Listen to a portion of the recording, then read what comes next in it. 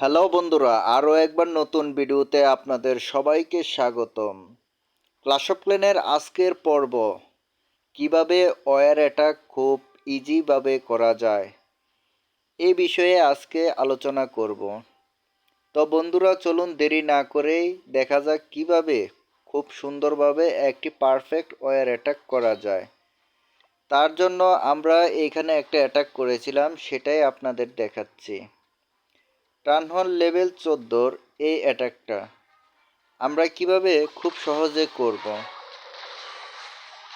আমরা সব সময় মনে রাখব, যখনই ওয়্যার অ্যাটাকগুলো করব তখনই আমরা চেষ্টা করব যাতে এয়ার অ্যাটাক না করে গ্রাউন্ডে অ্যাটাকগুলো করার জন্য। এয়ার অ্যাটাক বলতে উপর দিয়ে আক্রমণ করা, আর গ্রাউন্ড বলতে নিচ দিয়ে। তো আমরা যদি নিচে দিয়ে অ্যাটাকগুলো করি তাহলে সবচেয়ে বেশি আমাদের উপকারিতা হলো আমরা খুব ইজিভাবে 3 স্টার কমপ্লিট করতে পারবো। তো বন্ধুরা, আজকে তোমরা দেখবা কিভাবে আমি 3 স্টার কমপ্লিট করি এই বেসটাতে। যদি আমি এখানে এয়ার অ্যাটাক করতাম, মানে উপর দিয়ে যদি আমি অ্যাটাক করতাম, তাহলে কিন্তু আমি 3 স্টার কখনো করতে পারতাম না। যেহেতু আমি নিচে দিয়ে করেছি সেজন্য বলছি, আমার খুব সহজেই কিন্তু এই অ্যাটাকটা আমি করতে সাকসেস হয়েছি এবং খুব সহজেই এটা আমার কমপ্লিট হয়ে গেছে। তোমরা দেখতেই পাচ্ছ, তেমন কোনো কঠিন নয়। গ্রাউন্ড অ্যাটাকের সিস্টেমটা হলো, প্রথমে আমি টাউনহলটাকে যদি ভাঙতে পারি, তারপরে আমি এই ট্রুপসগুলো যদি আমি সঠিক জায়গা দিয়ে যদি ছেড়ে দিতে পারি, তাহলে খুব সহজেই আমার বেসটা 3 স্টার কমপ্লিট হয়।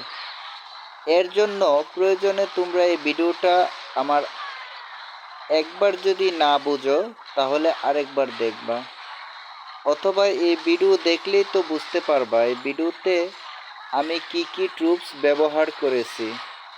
এটা দেখেও তোমরা এই ট্রুপসগুলো নিতে পারো।